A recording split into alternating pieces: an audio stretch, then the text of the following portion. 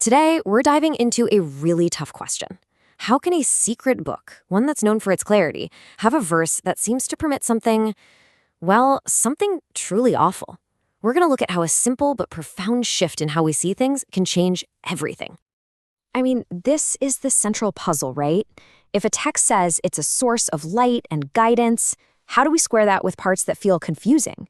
Or even worse, have been used to cause real harm and pain in the world? So, to even begin to untangle this, we have to start with this idea of clarity itself. What does it actually mean when the Qur'an calls itself clear? Time and time again, the Qur'an calls its own verses clear, self-evident. Now, for many, that's been taken to mean that the most obvious, literal meaning has to be the right one. But what if the book itself is actually asking us to engage with it in a much deeper way? And here's where it gets really interesting. The text is constantly telling us to reflect, to ponder, to trace connections. It's asking us to use our minds and hearts in a way that goes way beyond just a surface-level read. This suggests that its clarity isn't just there. It's something you have to actively work to unveil. Okay, so let's put this idea to the test. Let's look at a specific and very, very difficult case. Verse 434. It's a verse that, through its common interpretation, has left a truly painful legacy. When you read it literally, without any of that deeper context we're talking about, it seems to give a green light for physical harm. And let's be clear, this isn't some abstract theological debate. This interpretation has been used to justify domestic abuse for centuries and has caused unbelievable suffering. And this really nails it. The source material points out that this literal reading creates a system that just feels wrong, harsh, and totally out of sync for anyone who is genuinely looking for truth and mercy in the text. It just doesn't add up. So how do we fix this? How do we resolve this deep dissonance? Well, the idea is to use the very tools the Qur'an itself provides. It's about flipping the script. Instead of forcing our own assumptions onto the text, we let the text reveal itself to us. So the first tool is called tafakkur. This isn't just casual thinking. It's a deep cognitive reflection. It's about engaging your mind and your spirit, asking why, and really wrestling with the meaning behind the words. And the second tool is tadabbur. I love this one. Think of it like being a linguistic detective. You take a word and you trace it through the entire book, seeing how it's used in all these different situations. It stops you from getting locked into one narrow definition and helps you see the whole landscape. And you know what? The Qur'an itself points us in this direction. It says that true blindness isn't about what your eyes can or can't see. It's about a blindness of the heart, a lack of perception. It's a direct call to look deeper. All right, let's put on our detective hats. We're going to use that method of tadabbur, that linguistic detective work, on the one word in verse 434 that causes all the trouble. Okay, so the word at the center of all this comes from the Arabic root daraba. And yes, absolutely, one of its meanings can be to strike or to hit.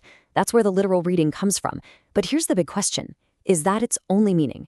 Is it even the most common way the Qur'an uses it? Well, when we start tracing this word, a fascinating pattern emerges. The Qur'an uses it when God strikes a parable, which means to set forth an idea. It's used to strike examples, which means to establish a point. It's even used to describe traveling, to journey forth. You see, in none of these common uses is there any physical violence. It's symbolic, it's abstract. And listen, this isn't some weird quirk of Arabic. We do the exact same thing in English all the time. An idea can strike you, workers go on strike, a song can strike a chord. We intuitively get that the word strike has this huge range of meanings, from something physical to something deeply metaphorical. So now that we're armed with this much bigger, richer understanding of what this word can mean, let's go back to that verse and see what happens.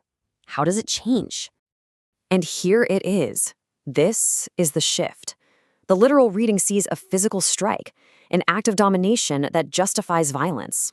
But the perceptive reading, it sees a symbolic rupture. It's not about inflicting pain. It's about a final, dramatic act of communication, a jolt to bring someone back to awareness. The source material calls this final step an existential interruption. Just think about that phrase. It's not a punch. It's a decisive, impactful gesture that signals a complete breakdown in the relationship. It's a last-ditch effort to make someone feel the gravity of the situation, to wake them up to a reality they're ignoring. I love how the source puts this.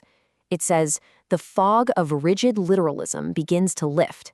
We no longer project our assumptions onto the verse. Instead, we let the verse strike us with meaning. We stop telling the verse what it means, and for the first time, maybe, we actually let it speak to us. And this brings us full circle.